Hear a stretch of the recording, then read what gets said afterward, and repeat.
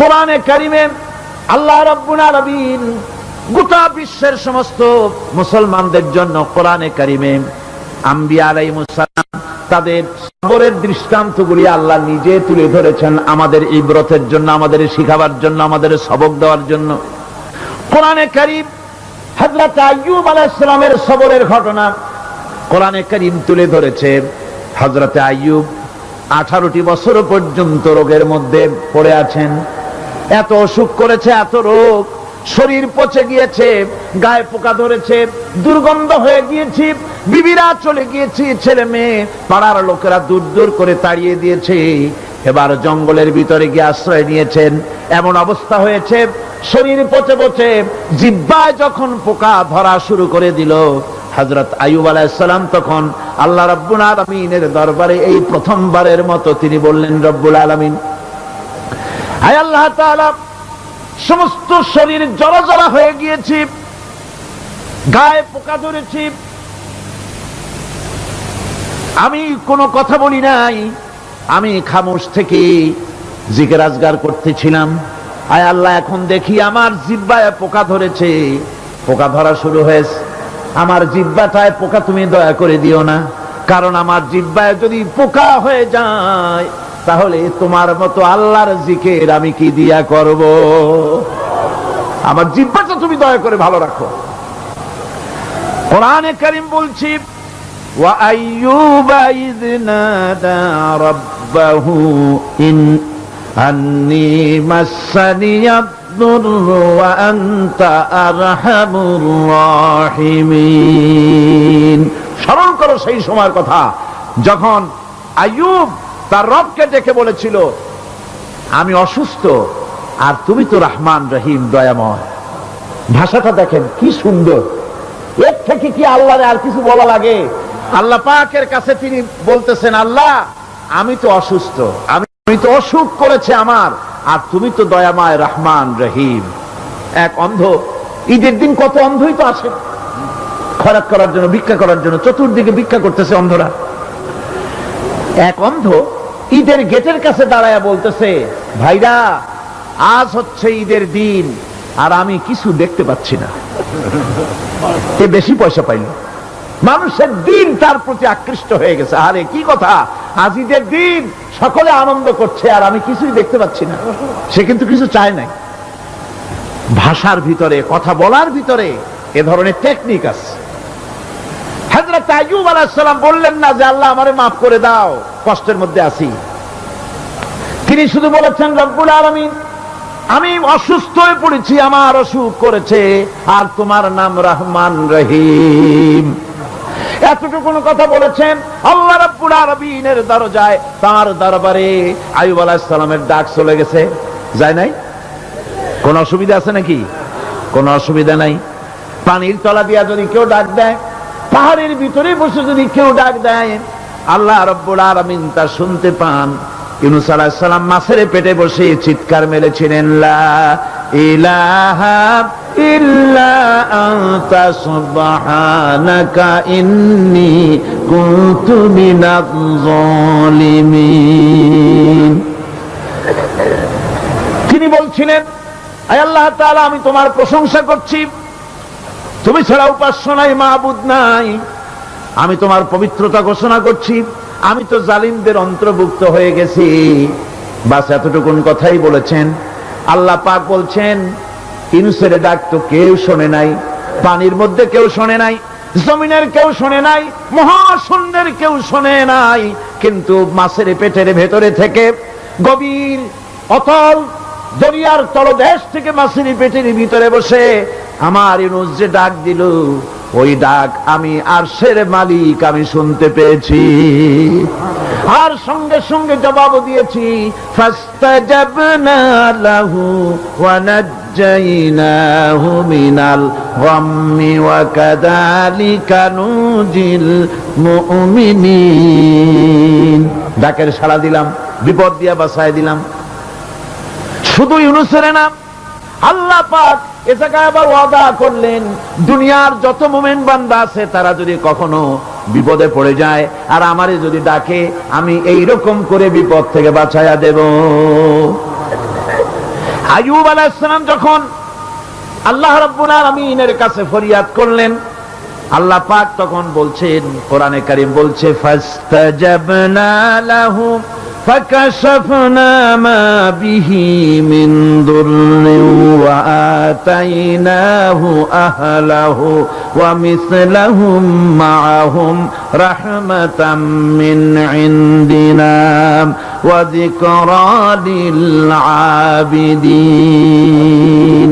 আমি আইয়ুবের দোয়া কবুল করে নিলাম, শুধু তার পরিবার বর্গই দিলাম না, বরং আরো কিছু নিয়ামত আমি তাকে দান করে দিলাম। এবং তাই জন্য যেহেতু তারা ছিল আমার অনুগত বান্দা, আমার বাধ্যগত, আমি এই জন্য রহম করেছি, সমস্ত রোগ শোক আমি মাফ করে দিয়েছি। আমাদের সামান্য একটু জ্বর হয়, যদি 2-3 দিন জ্বর হয়েছে, জ্বর ছাড়ে না, বলে যে এত ভালো ভালো কাজ করি তারপর আমার এত জ্বর হওয়া লাগে, অমুকরা এত পাপ করে, তা তো কিছুই হয়নি, খালি আল্লাহ আমার চোখে দেখলো, আমার বউর অসুখ, আমার অসুখ মুড়ি ছাড়ি না। ভাইরা, আপনি ঠিক পান না যে কি গুনাহ আপনি করেন। কোরআনে কারীম বলছি, ওয়ামা আসাবাকুম মিন মুসিবাতিন ফাবিমা কাসাবাত আইদিকুম ওয়া ইয়াফু আন কাসীর। যত বিপদ তোমাদের উপর আছে সব দুই হাতের কামাই করা। আর আমি তো অনেকগুলো ক্ষমা করে দেই। তোমরা যত পাপ করো, আকাম করো, সবগুলির শাস্তি যদি দুনিয়ায় দিতাম, সাহস করার সময় পেতে না। অসুখ হলেই অধৈর্য হয়ে যেও না, ধৈর্য ধরো। আল্লাহ পাক বলেন, শুধু আইয়ুব নয়, ওয়া ইসমাঈল ওয়া ইদরিস ওয়া যাল কিফলি কুল্লুম মিনাস সাবিরিন। এইভাবে করে ইসমাইল, ইদ্রিস, জুলকিফল সবাই ছিল ধৈর্যশীল। জোরে বলেন সুবহানাল্লাহ। ধৈর্যের চরম পরাকাষ্ঠা ছিলেন তিনি। কোরআনে কারীম নবীদের এই কথাগুলি আমাদের শোনাচ্ছেন। হযরত ইয়াকুব আলাইহিস সালাম, কলিজার টুকরা সন্তান হযরত ইউসুফ আলাইহিস সালামের জন্য তার মনটা পাগল ছিল। এত সুন্দর করে আল্লাহ তারে বানাইছিলেন, এত তিনি ছিলেন সৌন্দর্যের পিরামিড, যারে দেখলে চোখ ফিরানো যায় না, এমন সুন্দর সুপুরুষ, যারে দেখি সেই যুগের সুন্দরী যুবতী মেয়েরা রূপের মোহে পড়ে নিজেদের আঙ্গুলগুলি কেটে ফেলে দিয়েছিল। রূপের মোহে এমন অবশ হয়ে গেছে, আঙ্গুল কেটেছে, হাত কেটেছে, টের পায় নাই।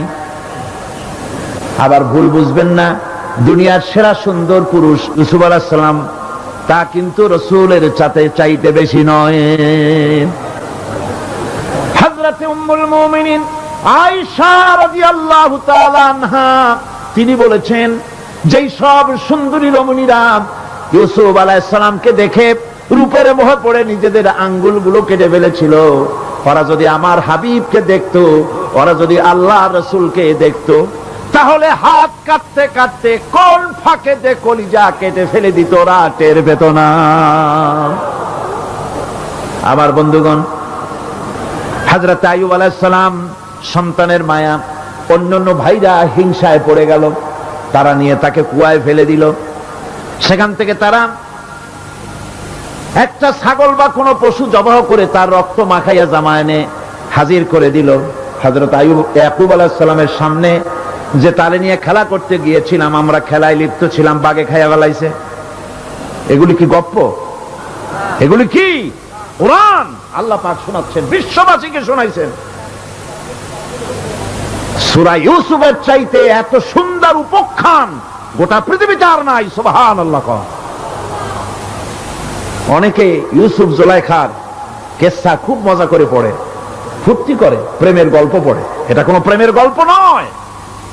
ইউসুফ আলাইহিস সালাম, জুলাইখা ইউসুফ আলাইহিস সালামের জন্য কাঁদতে কাঁদতে চোখ কানা হয়ে গেছে। এরপর ইউসুফ আলাইহিস সালাম জুলাইখারে পাওয়ার জন্য পাগল হয়ে গেছে। নাউজুবিল্লাহ, এটা হয়নি কখনো। তিনি আল্লাহর পয়গম্বর, আর আল্লাহ কেমনে তারে বাঁচিয়েছেন? যখন জুলাইখা ঘরের ভিতরে সুন্দর করে যৌন উন্মাদনামূলক চিত্র অঙ্কিত করে ঘরের মধ্যে আটকায় দিয়েছে, তালা লাগায় দিয়েছে, আর নিজে যৌন উদ্দীপক কাপড় চোপড় পরেছে, না পরার মতোই, সে যুগের সুন্দরী মেয়ে জুলাইখা। তার কুপ্রবৃত্তিকে চরিতার্থ করার জন্য আহ্বান করা হয়েছে। হযরত ইউসুফ আলাইহিস সালাম লক্ষ্য করে দেখলেন এমন জায়গা, এখান থেকে পালাবার তো পথ নাই, দরজা বন্ধ করে দিয়েছে। তিনি শুধু তখন কেবলমাত্র আল্লাহ রব্বুল আলামিনকে ভয় করলেন। আল্লাহকে ভয় করে আল্লাহর নাম নিয়ে যখন তালাবদ্ধ দরজার দিকে দৌড় দিয়েছেন, আল্লাহ রব্বুল আলামিন আপন কুদরতে তালাগুলি খুলে দরজা তার জন্য উন্মুক্ত করে দিলেন। ইউসুফ আলাইহিস সালামকে ফালাই দিয়ে এভাবে করে কাপড় এনে দিল তার সামনে, রক্তমাখা কাপড় পেয়ে হযরত ইয়াকুব আলাইহিস সালাম সন্তানদের মুখে কাহিনী শুনে তিনি কি বললেন? কোরআনে কারীম তা কোট করেছে, তিনি চিক দিলেন না, ফাল দিলেন না, ফিট হয়ে পড়লেন না। তিনি বললেন, কলিজার টুকরা সন্তান তার মরার খবর শুনেছেন। তিনি বললেন কি? ফাসাবরুন জামিলুন ওয়াল্লাহুল মুস্তাআনু আলা মা তাসিফুন। আমি উত্তম সবর অবলম্বন করব। তোমরা যে কাহিনী রচনা করেছো এর বেলায় আমি আল্লাহর কাছে সাহায্য চাই। আমি উত্তম সবর অবলম্বন করব।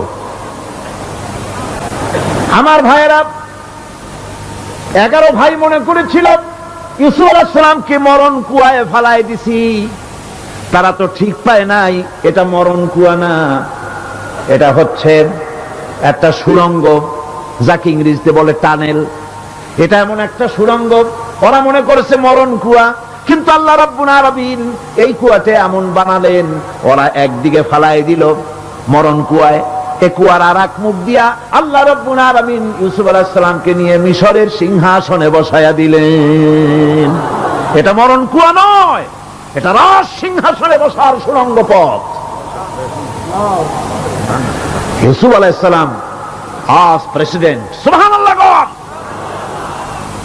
প্রেসিডেন্ট হয়ে বসে আছেন। ওদিকে কেনানে অভাব লেগে গেছে, সেখানকার মানুষেরা সাহায্য নিতে এসেছে, ওই 11 ভাইও আসছে। হযরত ইউসুফ আলাইহিস সালাম দেখেই চিনে ফেলেছে, ওরা কিন্তু তখনও ঠিক পায় নাই। হযরত ইউসুফ আলাইহিস সালাম চিনে ফেলেছেন। এখন কি করা উচিত? সবগুলাকে ঠ্যাং উপরের দিকে উঠাইয়া তারপরে সমানে ধোলাই দেওয়াই তো স্বাভাবিক ছিল, আমাদের মতো মানুষ হইলে, ঠিক কিনা? পিটাও, ঠিক তো বলবেনি, অভ্যাস তো এটাই। হযরত ইউসুফ আলাইহিস সালাম তাদের সামনে পরিচয় দিলেন। তারা যখন বুঝতে পারল, লজ্জায় তাদের মাথা হেট হয়ে গেল।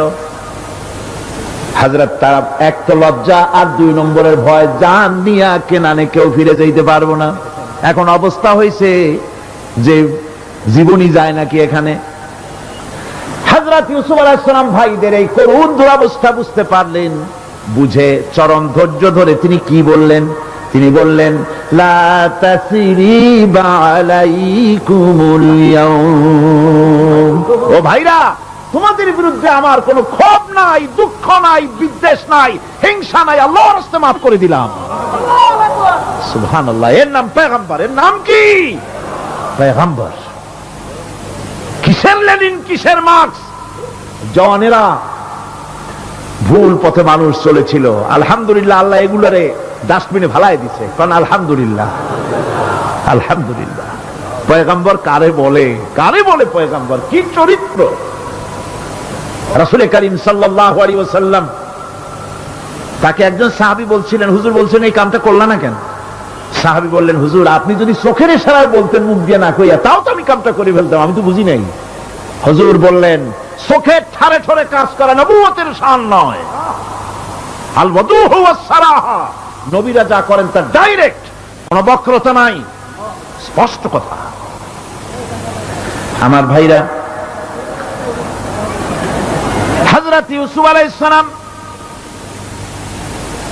বিনিয়ামিনকে কাছে নিয়ে পরিচয় দিলেন তার ভাইদের সামনে।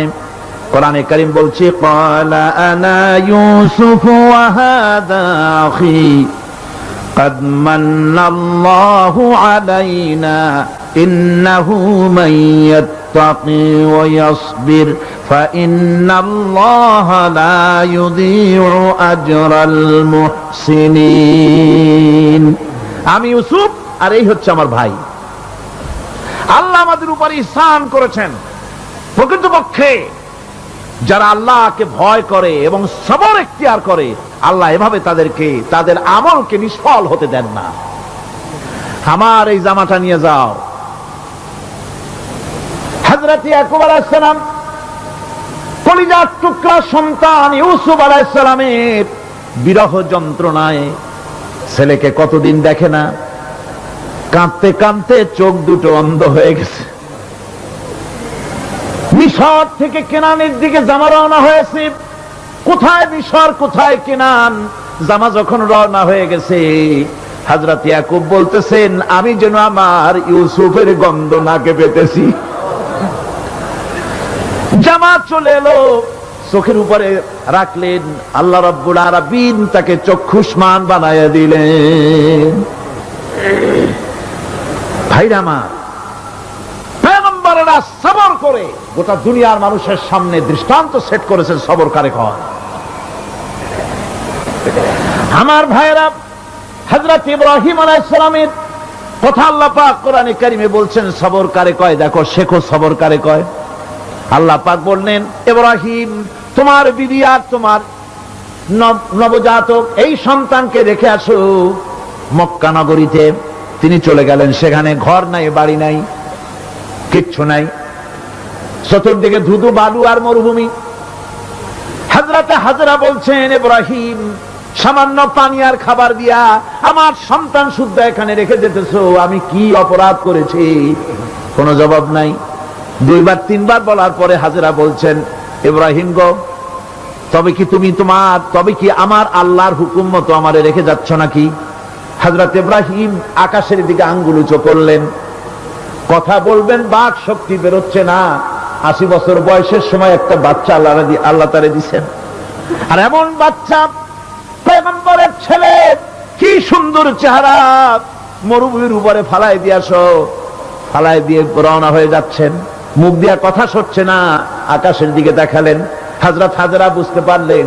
হযরত হাজরা বলেন, ইব্রাহিম কোনো চিন্তা নাই, নিশ্চিন্ত মনে বাড়ি ফিরে যাও। আমি আমার আল্লাহর উপরে এতটা ভরসা করি, আল্লাহর হুকুমে যদি আমার এখানে রেখে যেয়ে থাকো, আল্লাহ পাক আমাকে আর আমার কলিজার টুকরা ইসমাইলকে পানিতে আর খাবারে মারবেন না, অবশ্যই তিনি ব্যবস্থা করবেন। ব্যবস্থা হয়ে গেল। হযরত ইসমাইল বড় হয়ে গেলেন। আল্লাহ পাক অর্ডার করলেন, জবাহ করো ছেলেকে। হযরত ইব্রাহিম আলাইহিস সালাম যখন জবাহের প্রস্তাব করলেন, হযরত ইসমাইল তা আপত্তি করতেন, বাবাজি আমার মায়ের আর আমাকে বাচ্চা অবস্থায় ফেলে গেলেন, খাবার দেন নাই, পড়ার দেন নাই, বছরের পর বছর আমাদের এখানে কাটলো, দেখতেও আসেন নাই, আজ আসছেন জবাহ দিতে। এটা কেমন কথা? কি ধরনের বাপ আপনি? এরকম বলছে নাকি? এরকম বলছে? হযরত ইব্রাহিম আলাইহিস সালাম প্রস্তাবটা কিভাবে পারলেন? আল্লাহ পাক কোরআনে কারিমে দৃষ্টান্ত রেখে দিয়েছেন। আল্লাহ পাক বলছেন, হযরত ইব্রাহিম ছেলেকে বললেন, ইয়া বুনাইয়া, ইয়া বুনাইয়া, হে আমার কলিজার টুকরা লাডলা, হে আমার কলিজার টুকরা সন্তান, ইন্নী আরা ফিল মানাম আন্নী আযবাহুক, আমি স্বপ্নে দেখছি আমি যেন তোমাকে জবাহ করতেছি। ফানজুর মাযা তারা, তোমার রায় কি বলো? আমি তো স্বপ্নে দেখছি যে আমি তোমার জবাহ করতেছি, এখন তোমার রায় কি, তোমার মত কি? হযরত ইসমাঈল আলাইহিস সালাম শুনিয়া দিলেন দৌড়, নাকি না? হযরত ইসমাঈল আলাইহিস সালাম ধৈর্যের প্রতীক, তিনি কি কথা বললেন? তার মুখের কথা কোরআন শরীফে আল্লাহ পাক উঠায় দিলেন। হযরত ইসমাঈল বললেন, ইয়া আবাতি ফাআল মা তু'মারু সাতাজিদুনি ইনশাআল্লাহু মিনাস সাবিরিন, হে আমার পিতা, আপনি যে ব্যাপারে আদিষ্ট হয়েছেন আপনি তা পালন করুন, অবশ্যই আমাকে ধৈর্যধারীদের মধ্যে পাওয়া যাবে না। সুবহানাল্লাহ। এক বর্ণনা এসেছে হযরত ইসমাইল বললেন, আব্বাজান আমি ধৈর্যধারীদের ভিতরে আমারে পাবেন, তবে জবাহ করার আগে আমার হাত পাটা একটু বেঁধে নেন, কারণ জবাহের যন্ত্রণায় আপনার গায়ে যদি আমার হাত পাও লেগে যায় তো বেয়াদবি হয়ে যেতে পারে। আর আমি মরে আমার জবাহ হয়ে যাওয়ার পর আমার রক্ত মাখা জামাটা নিয়া আমার মা হাজেরারে দিবেন, কারণ তাকে মা বলবার মতো আর তো কেউ নাই। হযরত ইব্রাহিম তাকে বাঁধবার জন্য প্রস্তুতি নিলেন। হযরত ইসমাইল বলছেন, আব্বাজান বাঁধবেন না, বাঁধার প্রয়োজন নাই। বলে কেন? একবার বাঁধতে বললে আবার তুমি নিষেধ করছো কেন? ছেলে বলছেন, আব্বাজান বাঁধবো না এই জন্যে, হয়তো কিয়ামতেই প্রশ্ন উঠতে পারে যে আল্লাহর হুকুমে রাজি ছিল না বলে হাত পা বাঁধা জবাহ করছে। আমি এই সুযোগ দিব না, আপনি জবাহ করেন, আমি এতটুকু নড়াচড়া করব না।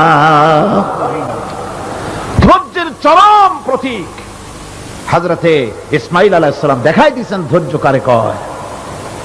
আমার বন্ধুগণ, এই পৃথিবীর সবচাইতে ধৈর্যের বড় প্রতীক হতেছেন ইমামুল মুরসালিন, আশরাফুল আম্বিয়া, সাইয়্যিদুল মুরসালিন জনাবে মুহাম্মাদুর রাসূলুল্লাহ সাল্লাল্লাহু আলাইহি ওয়াসাল্লাম।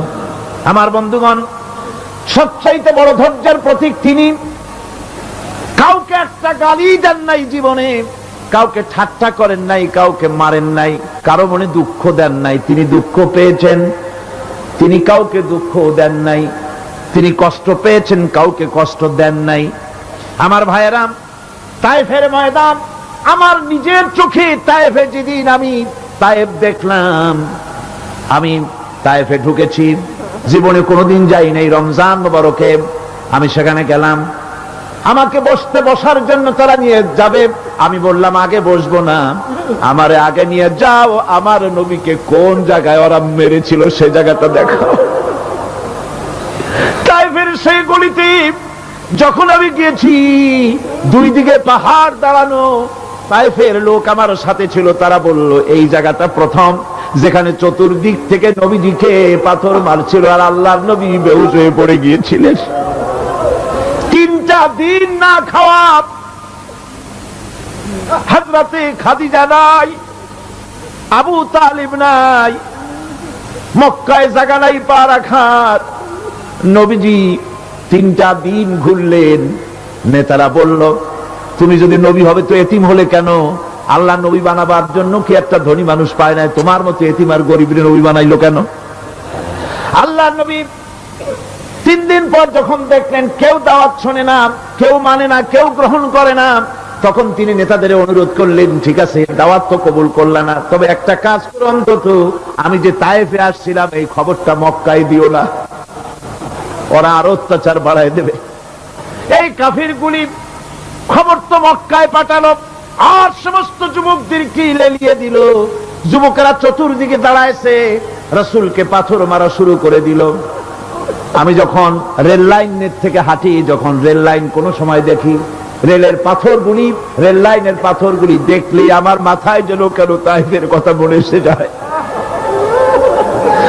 আরে মানুষের গায়ে পাথর মারলে কি অবস্থার সৃষ্টি হয়? পাথর নূরের শরীর, রহমতের শরীর, কিটি কিটি রক্ত ঝরছে। নবীজিকে জোর করে উঠাইয়া জবরদস্তি করে হাঁটার জন্য তারা ধাক্কা মারতেছে। আবার কিছুদিন গিয়ে নবীজি আবার বেহুশ হয়ে পড়েছেন, এইখান থেকে আবার উঠাইছে, আবার ধাক্কা মারতেছে। 3 নম্বরের আর একটা জায়গা আছে যেখানে ভাঙ্গা একটা মসজিদ। তায়েফের লোকেরা আমাকে বলল এই জায়গাটা হলো শেষ জায়গা যেখানে রাসূল করিম 3য়বারের মতো বেহুশ হয়েছিলেন, এখানেই হুজুরের রক্ত ঝরেছে বেশি। 2 রাকাত নামাজ পড়লাম, সিজদায় পড়ে আবুল কান্না কাল্লাম আল্লাহর কাছে। নবীজি যখন হুশ এসেছে, হযরতে জিবরাইল বলেন, ইয়া রাসূলুল্লাহ, আপনার এই কষ্ট দেখে ফেরেশতারা কাঁদতেছে, আপনি অনুমতি দিয়ে দেন এই 2 পাহাড়কে মিলাইয়া সমস্ত তায়েফবাসী কাফেরগুলি মাটির সাথে মিশাইয়া দেই। নবীজি বললেন, জিবরাইল, আমি যদি হুকুম করি আর আমার হুকুম মতো যদি এই কাম করো, একটা কাফেরও যদি না বাঁচে তাহলে কার মুখে পৌঁছাবো? লা ইলাহা ইল্লাল্লাহু মুহাম্মাদুর রাসূলুল্লাহ। আমার ভাইরা, হুজুর সাল্লাল্লাহু আলাইহি ওয়াসাল্লাম উঠে বসলেন। এমন সময় হযরতে যায়েদ শরীরের রক্তগুলি মুছে দিতেছেন। হুজুর সাল্লাল্লাহু আলাইহি ওয়াসাল্লাম বসে দুইখানা হাত উত্তোলন করলেন। নবীজির চোখ থেকে পানি গড়ায় পড়তেছে। আরে কেউ নাই, আল্লাহ ছাড়া কেউ নাই সাহায্য করার। নবীজি হাত তুলে মোনাজাত করতেছেন, চোখ দিয়া পানি পড়ে দাড়ি ভিজে পড়তেছে, গায়ে দিয়া রক্ত ঝরতেছে। নবীজি কি দোয়াটা করলেন? বদদোয়া করলেন না, গজব দিতে বললেন না। নবীজি দোয়া করলেন, রব্বুল আলামিন, এই তায়েফের লোকেরা আজকে আমার সাথে যে ব্যবহারটা করেছে, ওরা বোঝে নাই যে আমি তোমার নবী, ওরা বোঝে নাই যে আমি তোমার রাসূল। না বুঝে আমার উপরে যে অত্যাচারটা করলো, আল্লাহ তুমি এই জন্য রাগ করে এই তায়েফে তুমি গজব দিও না। আল্লাহ পাক পরবর্তী সময় হুজুরকে স্মরণ করায় দিলেন, ওয়া মা আরসালনাকা ইল্লা রাহমাতাল লিল আলামিন। ও নবী, আপনি হচ্ছেন আমার সমস্ত সৃষ্টি জগতের জন্য, আপনি আমার রহমত, আমার গোটা বিশ্বের জন্য আপনার, আমার সৃষ্টি জগতের জন্য আপনি আমার করুণা। একটা লোক রাসূলের এই কষ্ট দেখে বাগান থেকে এক গ্লাস আঙ্গুরের শরবত এনে হাজির করেছে। এত কষ্টের পর 3 দিনের না খাওয়া আঙ্গুরের একটা শরবত পাইয়া হুজুর খুব খুশি হলেন। শরবত গ্লাস পান করে হুজুর বলছেন, তোমার নাম না আত্তাস? তিনি বলছেন, হ্যাঁ হুজুর, আমার নাম আত্তাস। তোমার বাড়ি না ইউনূস আলাইহিস সালামের গ্রামে? বলে, হ্যাঁ আমার বাড়ি সেই গ্রামে।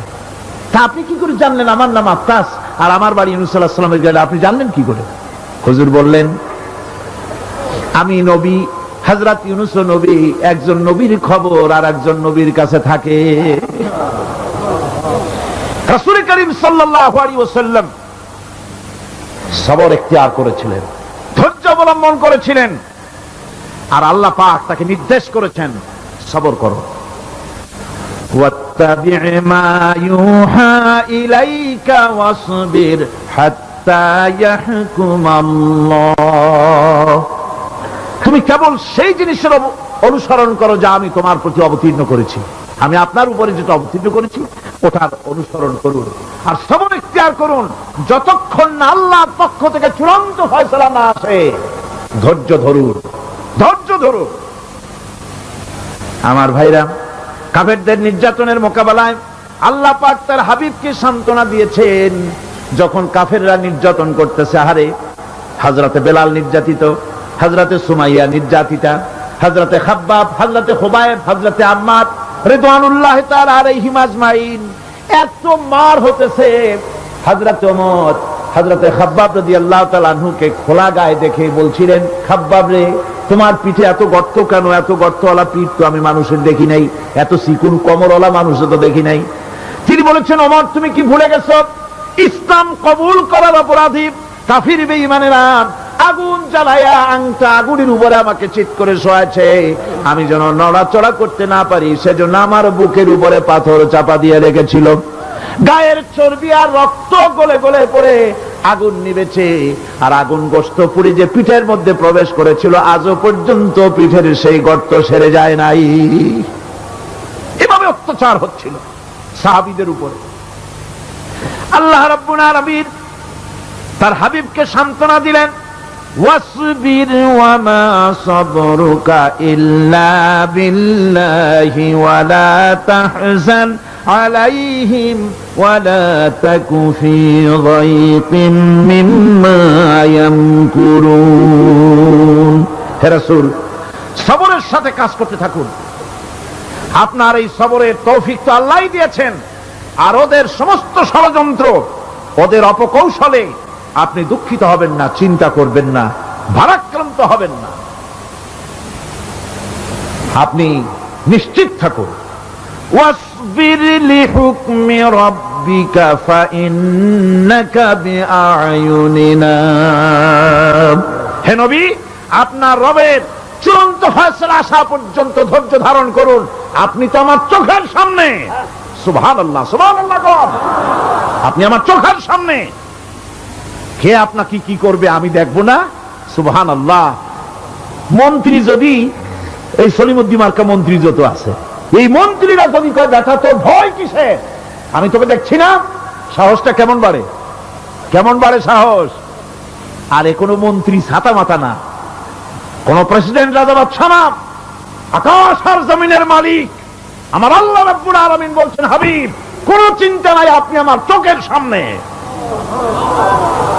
ওরা চায় আপনাকে দুনিয়া থেকে মিটাই দিতে, আর আমি চাই ওয়ারাফানা লাকা যিকরাক, আপনার প্রশংসা তো হবে গোটা বিশ্ব জুড়ে, সর্বত্র ছড়িয়ে যাবে আপনার নাম। সুবহানাল্লাহ বিহামদিহি।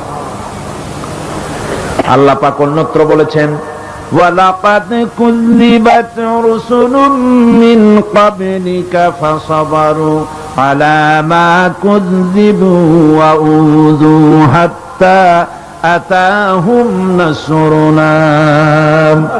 হে মুহাম্মদ সাল্লাল্লাহু আলাইহি সাল্লাম, আপনার পূর্বে অসংখ্য নবী রাসূল এই পৃথিবীতে আসছে এবং জুলুম আর নির্যাতনের শিকার তারা হয়েছেন, অবশেষে তাদের প্রতি আল্লাহর সাহায্য এসেছে। সুতরাং আপনাকেও ধৈর্য ধারণ করতে হবে, ধৈর্য ছাড়া কোনো পথ নাই, ধৈর্য আপনাকে ধারণ করতেই হবে। আর এই ধৈর্য ধারণ করলে পরে আল্লাহর চূড়ান্ত ফয়সালা আসবে, তখন আল্লাহ পাক মেহেরবানি করবেন। আমার ভাইরা, এই ধৈর্য পৃথিবীর সমস্ত পয়গম্বররা ধৈর্য অবলম্বন করেছেন, কখনো অধৈর্য হন নাই। দিন কায়েমের সংগ্রামে নবী রাসূলগণ দারুণ ভাবে সবর ইখতিয়ার করেছেন। বৃদ্ধবাদীদের সকল রকমের নির্যাতন, অপকৌশল, ষড়যন্ত্র, এই সব কিছু মোকাবেলা করেছেন ধৈর্যের নীতি অবলম্বন করি, কখনো ধৈর্যচ্যুতি তাদের মধ্যে ঘটেনি। বরং আল্লাহ রাব্বুল আলামিন তাদের প্রতি সন্তুষ্ট হয়েছেন। যারা এই ধৈর্য ধরেছে তাদের উপরে সন্তুষ্ট হয়ে আল্লাহ রাব্বুল আলামিন বলেছেন, ওয়া কাআইয়্যিম মিন নাবিয়্যিন ক্বাতালা মাআহু রিব্বিয়ুনা কাসীর। এর আগে অনেক নবী এসেছিলেন যাদের সাথে বহু আল্লাহওয়ালা লোক লড়াই করেছেন। ফামা ওয়াহানু লিমা আসাবাহুম ফি সাবিলিল্লাহি ওয়ামা যাফু ওয়ামা ইসতাকানু। আল্লাহর পথে তাদের উপর যত বিপদ এসেছিল তারা হতাশ হয়ে পড়েন নাই, দুর্বলতা দেখাননি, বাতিলের সামনে মাথাও নত করেন। ওয়াল্লাহু ইউহিব্বুস সাবিরিন। আর আল্লাহ পাক ধৈর্যশীল যারা, তাদেরকে আল্লাহ পাক ভালোবাসেন। আমার ভাইরা, ধৈর্যের পরিচয় রাসূল করিম সাল্লাল্লাহু আলাইহি ওয়াসাল্লাম উহুদের ময়দানে যখন আক্রান্ত হয়ে গেলেন, চতুর্দিকে কাফেররা ঘিরে ধরেছে, বাঁচার কোনো পথ নাই। সাহাবায়ে কেরাম রাসূলকে পাহারা দিলেন। যারা রাসূলকে পাহারা দিতে দাঁড়াইছেন, জীবন দিয়া পাহারা দিতে দাঁড়ায় গেছে, রাসূলের দিকে মুখ দিয়া, পিঠটা বাইরের দিকে দিয়ে রাসূলকে পাহারা দেওয়া শুরু করেছেন। হুজুরকে পাহারা দিতে যারা দাঁড়িয়েছিলেন, কাফের কর্তৃক নিক্ষিপ্ত কি তীরগুলি এসে যখন বিঁধতেছিল, শুধু একজন সাহাবী হযরত তালহার পিঠের ভিতরে রাসূলকে হেফাজতের জন্য 80টা তীর একজনের পিঠের মধ্যে গিয়ে ঢুকেছে। এক অসতর্ক মুহূর্তে নবীজির দান্দান মোবারক শহীদ হয়ে গেল, শিরস্থান ভেঙে গেল, লোহার কড়া প্রবিষ্ট হয়ে গেল কপালের ভিতরে। হুজুর মাথা ঘুরে পড়ে গেলেন। হযরত আবু উবাইদা রাদিয়াল্লাহু তাআলা আনহু হুজুরের মস্তক মোবারককে করে করে নিয়ে তারপরে বহু কষ্ট করে মাথা থেকে লোহার কড়া বের করলেন। এবার ওই কড়ার ছিদ্র দিয়ে রক্ত আসতেছে, মুখ দিয়ে রক্ত পড়তেছে, দাড়ি ভিজে যাচ্ছে। বুখারী শরীফে এসেছে, আল্লাহর নবী দুইখানা হাত নিজের চেহারার উপরে মলে আনে টাটকা রক্ত চোখের সামনে দেখে বলছেন, আহারে এই কওমের ফালা কি করে হবে, এই কওমের মুক্তি কি করে হবে, এই কওমের নাজাত কি করে হবে, যে কওম তার নবীর চেহারা রক্ত দিয়ে লাল বানাইয়া দিল। নবীজি বললেন, আল্লাহুম্মা গফিরলি কওমি ফাইন্নাহুম লা ইয়ালামুন, আয় আল্লাহ পাক, আমার এই কওম বুঝতে পারে না, ওদেরকে মাফ করে দাও। খবর ছড়িয়ে গেল নবীজি শহীদ হয়ে গিয়েছেন। খবর ছড়িয়ে গেল চতুর্দিকে, মদিনায় খবর ছড়িয়ে গেল। মানুষ পাগলের মতো দৌড়ানো শুরু করে দিল। এক মেয়ে লোক দৌড়াচ্ছে ওহদের দিকে। কয়েকজন সাহাবীর সঙ্গে দেখা, তারা জিজ্ঞেস করলেন, দৌড়াও কেন মহিলা, যাও কই? কয় ওহদের দিকে যেতেছি। কয় যায় তো কোনো লাভ নাই, যেহেতু তোমার যে স্বামী এসেছিলেন জিহাদের ময়দানে তিনি তো শহীদ হয়ে গেছেন। মহিলা বলতেছে, কে শহীদ হয়েছে শুনতে চাই না, আগে বলো নবীজি কেমন আছে। আবার কিছুক্ষণ পর আর কয়েকজনের সঙ্গে দেখা, তারা বলছে, মেয়ে লোক দৌড়াও কই? যাচ্ছি ওহদের দিকে। তারা বলছেন যে কোনো লাভ নাই, তোমার যে দুইটা কলিজার টুকরা সন্তান ওহদে এসেছিল দুটোই শহীদ হয়ে গেছে। মা বলতেছি, ও সাহাবী, কে শহীদ হয়েছে শুনতে চাই না, তাড়াতাড়ি করে বলো আল্লাহর নবী মুহাম্মদুর রাসূলুল্লাহ সাল্লাল্লাহু আলাইহি ওয়াসাল্লাম কেমন আছেন। দৌড়াতে দৌড়াতে ওহদের মাঠে সাহাবায়ে কেরাম পরিবেষ্টিত। আল্লাহর নবীর কাছে গিয়ে হুজুরের জীবিত চেহারা মোবারকের দিকে তাকায়া মেয়ে লোকটি কাঁদতেছে আর বলতেছে, ইয়া রাসূলুল্লাহ, আমার স্বামী মরা শোক, আমার কলিজার টুকরা দুইটা সন্তান মরা শোক আমার কলিজা থেকে মুছে গেছে, আপনি বেঁচে আছেন, তামাম মুসলমানদের এর চাইতে বড় সান্ত্বনার নাই। ভাইরা আমার, রাসূল করিম সাল্লাল্লাহু আলাইহি ওয়াসাল্লাম এভাবে করে ধৈর্যের পরিচয় দিয়েছেন। গালাগালি দেন নাই, রাগ করেন নাই, বদদোয়া করেন নাই। সুবহানাল্লাহ কোন, জোরে কোন সুবহানাল্লাহ। ভাইরা আমার, এই সবর এমন মহান বৈশিষ্ট্য, এর মধ্যে রয়েছে জিহাদের ময়দানে যদি লোক কম হয় আর যদি তাদের মধ্যে সবর থাকে, বেশি সংখ্যক লোকের উপরে আল্লাহ পাক সবরকারীদেরকে বিজয়ী করে দিবেন। কোরআনে কারীমে রব্বুল আলামিন বলেন, কাম মিন ফিয়াতিন কালিলাতিন গালাবাত ফিআতান কাসীরাতাম বিইذনিল্লাহ আল্লাহু মা'আস সাবিরিন। এমন ঘটনার বহু নজির আছে যে কম সংখ্যক লোকেদের উপরে আল্লাহ পাক, বেশি সংখ্যক লোকেদের উপরে আল্লাহ পাক কম সংখ্যক লোকদেরকে জয়ী করে দিয়েছেন। আল্লাহু মা'আস সাবিরিন, আর আল্লাহ আছে ধৈর্যশালীদের সাথে। আল্লাহ আছে কাদের সাথে? দেখেন না বদরের কামটা, বদরের ময়দান, 313 জন মুসলমান, অস্ত্রপাতি নাই, সামান্য সামান্য অস্ত্র, আর কাফেরেরা এসছে হাজারেরও বেশি। আমার বন্ধুগণ, ধৈর্য কত বড় কাম দিল, ধৈর্য ধারণ করেছেন তারা, আল্লাহর উপরে ভরসা করেছেন। আল্লাহ রাব্বুল আলামিন অস্ত্রের কাজ কি দিয়া করায় দিলেন। একজন সাহাবী এসে বলছেন, হুজুর, জিহাদের ময়দান, ইসলামের প্রথম জিহাদ, আমার কাছে তো অস্ত্র নাই, মেহেরবানি করে একটা অস্ত্র আমারে দেন, আমি লাফায় পড়ি জিহাদের মধ্যে। হুজুর বলেন, অস্ত্র তো আমার কাছে নাই, দিবটা কি? সাহাবী বলছেন, হুজুর, অস্ত্র না থাকে যা পারেন তাই দেন, আপনার হাত দিয়ে যা দিবেন আমি দাঁড়ায় থাকতে পারবো না, জিহাদে আমাকে শরীক হতেই হবে। নবীজি কাছে পেলেন একখানা শুকনা খেজুরের ডালখানা তুলে সাহাবীর হাতে তুলে দিলেন।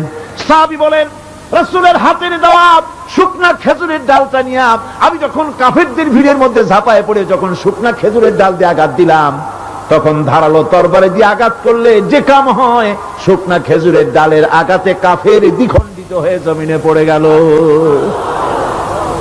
ভাইরা আমার, আল্লাহ রাব্বুল আলামিন সবর যারা করে, সংখ্যা যদি কম হয়, আল্লাহ পাক তাদেরকে বিজয়ী করে দেবেন, এই ওয়াদা আল্লাহ রাব্বুল আলামিন করেছেন। এই সবরের গুণ ছাড়া জান্নাতেও প্রবেশ করা যাবে না। সবর যদি না থাকে বেহেশতে যাওয়া যাবে না। ভালো করে মনে রাখেন, আল্লাহ পাক বলছেন, আম্মা হাসিবতুম আন তাদখুলুল জান্নাতা ওয়ালাম্মা ইয়া'লামিল্লাহুল্লাযীনা জাহাদু মিনকুম ওয়া ইয়া'লামাস সাবিরিন। তোমরা কি মনে করেছো এমনি বেহেশতে চলে যাবা? এটা কি মামু বাড়ির আবদার নাকি? এমনি বেহেশতে চলে যাবা? অথচ আল্লাহ রাব্বুল আলামিন এখনো দেখেন নেননি যে তোমাদের মধ্যে কারা জিহাদ করতে প্রস্তুত, কারা তোমাদের মধ্যে জিহাদ করে জান দেওয়ার জন্য প্রস্তুত, আর কারা ধৈর্যধারী, এটা তো আল্লাহ এখনো দেখে নেন নাই। সুতরাং হক এবং বাতিলের সংগ্রামে লিপ্ত হতে হবে। আল্লাহ দেখতে চান কারা জীবন দিতে চায়। সুতরাং ইসলামী আন্দোলনে যারা শরীক হবে তাদের বিপদ এবং মুসিবত দিয়ে আল্লাহ রাব্বুল আলামিন তাদের সাহসিকতা এবং ধৈর্যের পরীক্ষা নিবেন। কোরআনে কারীম বলছে, وَلَنَبْلُوَنَّكُمْ حَتَّى نَعْلَمَ الْمُجَاهِدِينَ مِنكُمْ وَالصَّابِرِينَ وَنَبْلُوَ أَخْبَارَكُمْ। অবশ্যই আমি তোমাদেরকে পরীক্ষার সম্মুখীন করব, আর তোমাদের মধ্যে সত্যিকার মুজাহিদ, দৃঢ়তা অবলম্বনকারী কারা আমি তা দেখব। এটা যেন আমি দেখে নিতে পারি, সেই জন্য আমি বিপদ এবং মুসিবতের মধ্যে তোমাদের ফেলবো। ধৈর্যধারীদের উপরে আমার রহমত অবশ্যই থাকবে। সবর এমন এক সম্পদ যা ধারণ করলে পরে আল্লাহ রাব্বুল আলামিন রাষ্ট্রীয় ক্ষমতা দান করে দেন। কোন সুবহানাল্লাহ, জোরে কোন সুবহানাল্লাহ। ধৈর্য ধারণ করলে আল্লাহ রাষ্ট্রের মতো বিরাট নিয়ামত আল্লাহ হাতে তুলে দিবেন। তার প্রমাণ কোরআন শরীফ আল্লাহ বলছেন, বনি ইসরাইলরা মিশর থেকে যখন বহিষ্কার হয়ে গেল, তাদের যখন পা রাখার কোনো জায়গা থাকলো না, বনি ইসরাইলরা মিশর থেকে যখন বহিষ্কার হয়ে গেল, এরপরে আল্লাহ পাক তারা যখন ধৈর্য অবলম্বন করলো, আল্লাহ পাক তাদের ব্যাপারে বলছেন, ওয়া আওরাসনাল কওমাল্লাযীনা কানু ইস্তাদআফুনা মাশারিকাল আরদি ওয়া মাগারিবাহাল্লাতী বারাকনা ফিহা। আর তাদের স্থলে আমি নির্যাতিত লোকদেরকে প্রতিষ্ঠিত করলাম। পশ্চিম এবং উত্তরের তাদেরকে আমি পশ্চিম এবং পূর্বের উত্তরাধিকারী তাদেরকে বানায় দিলাম। বিরাট এলাকা তাদের হাতে আমি তুলে দিলাম। ওয়া তাম্মাত কালিমাতু রাব্বিকাল হুসনা আলা বানি ইসরাঈলা বিমা সাবারু। আর এভাবে করে আল্লাহ পাক তার কথাকে পূর্ণ করলেন বনি ইসরাইলদের উপরে। সবর এখতিয়ার করার জন্য, ধৈর্য ধরার কারণে আল্লাহ পাক রাষ্ট্রের মালিক তাদের বানায় দিলেন। যেরকম সুবহানাল্লাহ। সবর যদি করা হয় তো, যুদ্ধ যদি বাদে, যদি জাহাজ শুরু হয়ে যায়, আল্লাহ পাক বলেছেন ফেরেশতা দিয়ে সাহায্য করবে। যদি সবর থাকে তোমাদের, সবর থাকলে আল্লাহ কি দিয়ে সাহায্য করবেন? ফেরেশতা দিয়ে। কোরআনে কারীম বলছে, বালা ইন তাসবিরু ওয়া তাত্তাকু ওয়া ইয়াতুকুম মিন ফাওরিহিম হাদা ইউমদিদুকুম রাব্বুকুম বিখামসাতি আলাফিন মিনাল মালাইকাতি মুসাউমিন। হ্যাঁ, তোমরা যদি ধৈর্য অবলম্বন করো আর আল্লাহকে ভয় করে চলো, তাহলে এক্ষুনি আল্লাহ রাব্বুল আলামিন তোমাদের জন্য কাতারে কাতারে শৃঙ্খলাবদ্ধ ৫,০০০ ফেরেশতা দিয়ে তোমাদেরকে সাহায্য করবেন। সুবহানাল্লাহ। তোমাদেরকে ফেরেশতা দিয়ে সাহায্য করা হবে। তোমরা যদি সবর এখতিয়ার করো, তাহলে সংখ্যা যদি কম হও, বেশি সংখ্যার উপরে জয়ী করে দেব। ইয়াকুম মিনকুম ২০ সাবিরুনা ইয়াগলিবু মিয়াতাইন। যদি তোমাদের ভিতরে ধৈর্যশীল ২০ জন হয়, আমি ২০০ কাফেরের বিরুদ্ধে তোমাদেরকে জয়ী করে দেব। সুবহানাল্লাহ। তোমরা যদি হও ধৈর্যশীল ২০০ জন, ২০০ কাফেরের উপরে তোমরা জয়যুক্ত হয়ে যাবে। আর বিপদ আর মুসিবতে যারা ধৈর্য ধরে, তাদের জন্য আল্লাহর পক্ষ থেকে সুসংবাদ। সুসংবাদ কাদের জন্য? ধৈর্যধারীদের জন্য। কোরআনে কারীম বলছে, ওয়াবাশশিরিস সাবিরিনাল্লাযীনা ইযা আসাবাতহুম মুসিবাতুন ক্বালু ইন্না লিল্লাহি ওয়া ইন্না ইলাইহি রাজিউন। সুসংবাদ সেই সব ধৈর্যশালীদের জন্য যারা নাকি বিপদ এবং মুসিবতে আসলে যারা বলে, কি বলে? পড়েন আমার সাথে, ইন্না লিল্লাহি ওয়া ইন্না ইলাইহি রাজিউন। এটা শুধু আমাদের লোকেরা কেউ বললে পড়ে, এরা শুধু মরার সময় নয়, বরং যে কোনো বিপদ আর মুসিবত এলে মোমেন বান্দা যারা, তারা কি পড়বে? ইন্না লিল্লাহি ওয়া ইন্না ইলাইহি রাজিউন। নিশ্চয়ই নিশ্চয়ই আমরা আল্লাহর জন্য এবং আমাদের সকলকেই আল্লাহর কাছে ফিরে যেতে হবে, প্রত্যাবর্তিত হতে হবে। সবরকারীদের জন্য রয়েছে জান্নাতের সুউচ্চ সম্মানের জায়গা। জান্নাতে সবচেয়ে সম্মানজনক জায়গা আল্লাহ রাব্বুল আলামিন ধৈর্যশালীদেরকে দান করবেন। কোরআনে কারীম বলছে, উলাইকা ইউজজাউনাল গুরফাতা বিমা সাবারু ওয়া ইউলাক্কাউনা ফিহা তাহিয়াতাও ওয়া সালামা। এরা হলো সেই সব লোক যাদেরকে প্রদান করা হবে বেহেশতের সুউচ্চ মঞ্জিল, কারণ তারা সবর ইখতিয়ার করেছিল, তারা সবর করছিল, এই জন্য বেহেশতের সবচেয়ে ভালো জায়গা তাদের দেওয়া হবে। কোন আলহামদুলিল্লাহ, জোরে কোন আলহামদুলিল্লাহ। এবং জান্নাতে সবরকারীদেরকে সম্বর্ধনা দেওয়া হবে, সম্বর্ধনা দেওয়া হবে। খালিদিনা ফিহা হাসুনাত মুস্তাকাররান ওয়া মুকামা। চিরদিন তারা জান্নাতের ভেতরে বসবাস করবে এবং কতই না সুন্দর, কতই না উত্তম জায়গা সবরকারীদের জন্য আল্লাহ বেহেশতের মধ্যে রেখে যাবেন। জান্নাতে প্রবেশ করার সাথে সাথে চতুর্দিক থেকে ফেরেশতারা ছুটে আসবে সবরকারীদের জন্য। ওয়াল মালাইকাতু ইয়াদখুলুনা আলাইহিম মিন কুল্লি বাব। চতুর্দিক থেকে ফেরেশতারা তাদেরকে ইস্তেকবাল করবে, কি বলবে? সালামুন আলাইকুম বিমা সাবারতুম ফানি'মা উকবাদ-দার। তোমাদের প্রতি শান্তি বর্ষিত হোক, কারণ তোমরা পৃথিবীতে সবর অবলম্বন করেছিল। কতই না উত্তম জায়গা, কতই না সুন্দর জায়গা আল্লাহ রাব্বুল আলামিন সবরের বিনিময় তোমাদেরকে দান করেছেন। সুতরাং এই সবর হচ্ছে মুসলমানদের জন্য সবচেয়ে বড় নিয়ামত। আজ আমার তো মনে হয় পৃথিবীতে মুসলমানরাই সবচেয়ে বেসবর। ট্রেনে যাবে, বসা নিয়ে বেসবর, টিকিট নিয়ে বেসবর, বাসের মধ্যে বেসবর, বাজারে যাবে বেসবর, স্কুলে যাবে বেসবর, যেখানে যান সব জায়গায় আমরা বেশি অধৈর্য, ঠিক কিনা কর? সামান্য সামান্য জিনিস নিয়ে ঝগড়া করা, মারামারি করা, এই হচ্ছে আমাদের ট্র্যাডিশন। ধৈর্য অবলম্বন করতে হবে জীবনের সকল ক্ষেত্রে। এই ধৈর্য আমাদেরকে রক্ষা করতে হবে। এই ধরনের ধৈর্য যদি আমরা অবলম্বন করতে পারি, তাহলে আল্লাহ পাক বলছেন, উলাইকাল্লাযীনা সাদাকু ওয়া উলাইকা হুমুল মুত্তাকুন। এরাই হলো ঈমানের দাবিতে সত্যবাদী। কোন আলহামদুলিল্লাহ। কারা কারা? না না, শুধু সবরকারী না। এই যে 10টা পয়েন্ট বলা হলো, কয়টা পয়েন্ট বলা হয়েছে? 10টি পয়েন্ট। সেই 10টি পয়েন্ট যারা পালন করবে এরা হলো ঈমানের দাবিতে সত্যবাদী, আর এরাই হচ্ছে প্রকৃতপক্ষের মুত্তাকি। আমরা মুত্তাকি বুঝি দাঁতে ছাতা, দাড়ি টাড়ি আশ্রয় না, জাব্বা জুব্বা গায়ে দিয়ে কোনো জায়গায় পড়ে থাকে, এটা বড় মুত্তাকি, খুব পরহেজগার। সালার চট্টর যদি পড়ে তাহলে তো আরো বড় পরহেজগার। জি, আর যদি কাপড় চোপড় মোটেও না থাকে তাহলে তো খাজা বাবা হয়ে গেল। নাউযুবিল্লাহি মিন যালিক। আর আল্লাহ বলছে মুত্তাকি কারে কয় শোনো, এরে কয় মুত্তাকি যাদের মধ্যে এই 10টা গুণ আছে।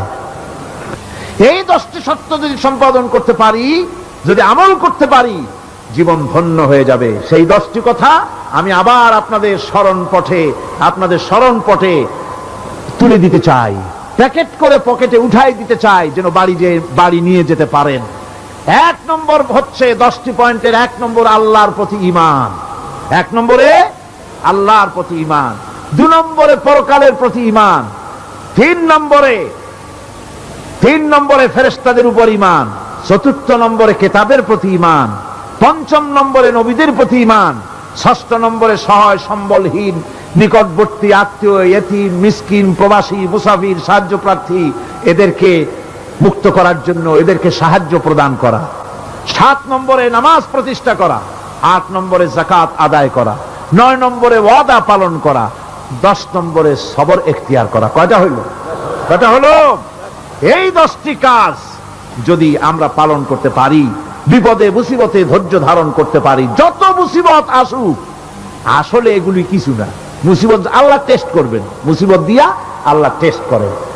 দেখা যায় যে ওদের শক্তি খুব বেশি, চোখে আপনি দেখতে পারেন, কিন্তু আল্লাহ বলছেন ইন্না কায়দা শায়তানে কানা দাঈফা। বাতিলরা হলো শয়তান, বাতিলরা কি? আর ওদের চক্রান্ত আসলেই দুর্বল। এদের চক্রান্ত আসলে কি? দুর্বল। কাজেই এগুলিকে ভয় করা যাবে না। বিপদে মুসিবতে ধৈর্য ধারণ করে যদি অগ্রসর হওয়া যায়, তো আল্লাহ রাব্বুল আলামিন এই 10টি পয়েন্ট যদি আমল করা যায়, দুনিয়ার শান্তি পাবো, আখিরাতেও শান্তি পাবো। যত মুসিবত আসুক, বিপদ আসুক, ধৈর্যের সাথে মোকাবেলা করতে হবে। ধৈর্যের অর্থ কি? আমি আগেই বলেছি, ধৈর্যের অর্থ হচ্ছে অবিচলতা, দৃঢ়তা, বরদাস্ত করা, সহিষ্ণুতা, ধীরতা, স্থিরতা। ধৈর্যের অর্থ এটা নয় একজন একটা থাপ্পড় মারলো আর আপনি বলবেন যে বাবা ব্যথা পাইছো নাকি, তাহলে আরো একখান থাপ্পড় দিয়া দাঁত আমার সবগুলো ভালাই দেয়। এর নাম ধৈর্য নয়। ধৈর্য হচ্ছে পরিস্থিতির মোকাবেলা করতে হবে সাহসিকতার সাথে, এর নাম হচ্ছে ধৈর্য। ওই যে আমি একটা দৃষ্টান্ত দিয়ে থাকি, এক সাপ একবার মুরিদ হয়েছিল এক পীর সাহেবের কাছে। পীর বলছিলেন যে না, আমি তো এই সব সাপ টাপ মুরিদ বানাই না। কয় না হুজুর, আমারে বানান। তারপরে মুরিদ বানায় কিছু অজিফাতারে শিখাই দিল আর বললো খবরদার কাউকে দংশন করবে না। ঠিক আছে, সে যায়া জিগারাজগার শুরু করে দিয়েছে। এর মধ্যে জমিনে রাখাল আসছে, ধান কাটছে, ধানগুলো নিবি কি করে? দড়ি দাড়ি পাচ্ছে না, তো কি করা যায়, বানবে কি দিয়া? সন্ধ্যার পরে অন্ধকারে দেখে যে দড়ি একটা পড়ে আছে। ও যে কি দড়ি তা তো ওরা বুঝে নেই। ওইটারে নিয়ে ধানরে ফেসাইয়া লেজ দিয়ার মাথা দিয়ে এরকম করে বাসেটারে দিয়ে বাঁধছে। সাপ তখন বলতেছে হায় হায় রে, কেবল যে মুড়ি ধইছি, তা না হলে তুই ঠিক পাইতি যে আমি কি ধরনের দড়ি। এরপরে নিয়ে বাড়ি নিয়ে ভালাই দিয়েছে, ওটারে খুলে সাপটার ঘাড় গেছে মস্কিয়া। বহুত কষ্ট করে হুজুরের বাড়ি গিয়ে হাজির, কয় যে হুজুর কি একখান জিকের শিখাইলেন, আমার তো ঘাটটার মুসকে শেষ। আশ্চর্য কথা, কত মানুষ মুরিদ হইলো, কত কিছু মুরিদ হইলো, কারো তো জিকের করলে ঘাড় মস্কে যাবে কেন? এটা কেমন কথা? কয় হুজুর ঘটনাই। আরে বেটা ঘটনা এইটা, তুই কি করছিলি? কয় যে আপনি যে নিষেধ করছেন দংশন করতে, আমি তো দংশন করতে পারিনি। আরে বেটা, দংশন করতে নিষেধ করছিলাম, ফোঁস করতে তো নিষেধ করি নাই। তোরে যখন দড়ি মনে করে হাত দিছিল, ফোঁস করে উঠতি, ওই রাখা লাভ দিয়া বন আর পার হইয়া দিল্লি চলে যেত। কাজী ধৈর্যের মানে শীত হয়ে পড়া না। ধৈর্য মানে অবিচলতা, দৃঢ়তা নিয়ে শক্তি সঞ্চয় করে আল্লাহর উপরে ভরসা করে বাতিলের বিরুদ্ধে ঝাঁপায় পড়তে হবে, বাতিল উৎখাত হতে বাধ্য হবে।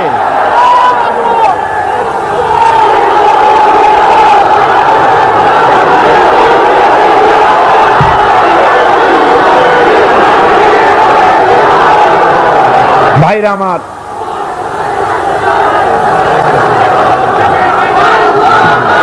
সুতরাং আলহামদুলিল্লাহ আমরা কোরআনে কারিমের এই আয়াতে কারিমাত আমরা যদ্দূর পারলাম আলোচনা করেছি। আল্লাহ পাক যেন এতে বরকত দেন। জোরে কোন আমিন, আরো জোরে কোন আমিন। মোনাজাতের জন্য বসেন, এক্ষুনি মোনাজাতের জন্য দাঁড়ানো ভাইরা সব বসে পড়েন। আল্লাহুম্মা আমিন।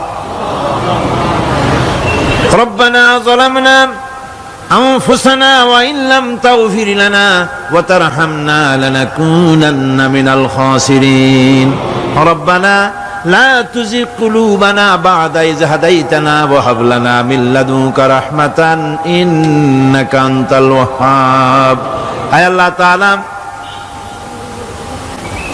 এই বিশাল জনসমুদ্র নিয়ে তোমার দরবারে হাত তুলেছি পবিত্র মেরাজের রজনীতে।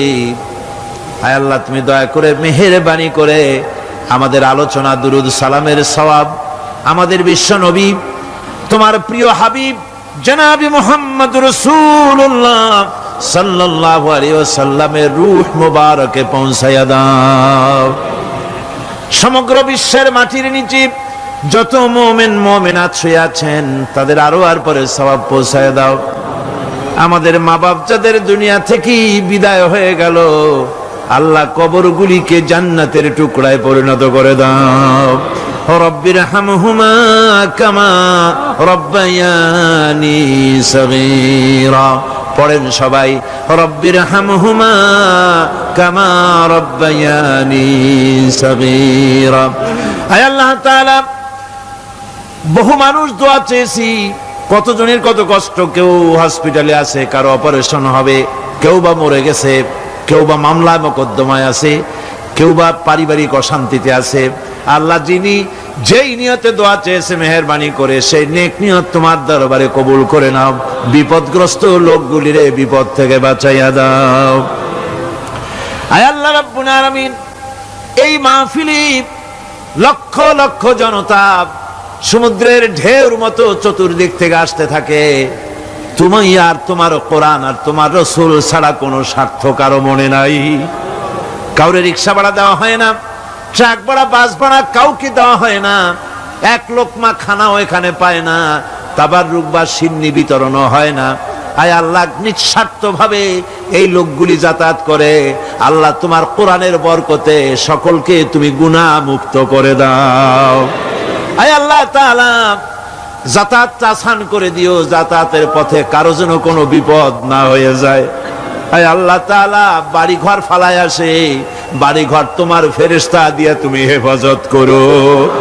রব্বুল আলামিন, মা বোনেরাও কষ্ট করে আসে, আল্লাহ তুমি দয়া করে এ মাহফিলে যারা শরীক হয়, এ মাহফিলে কোরআনের মাহফিলে শরীক হওয়ার কারণে তোমার কাছে একটা দাবি করি। দাবিটা হলো, মেহেরবানি করে সব মানুষকে তোমার কাবা ঘর দেখাও।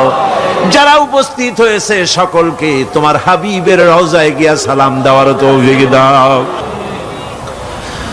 রব্বানা তাকাব্বাল মিন্না ইন্নাকা আনতাস সামিউল আলিম ওয়া তুব আলাইনা ইন্নাকা আনতাত তাওয়াবুর রহিম।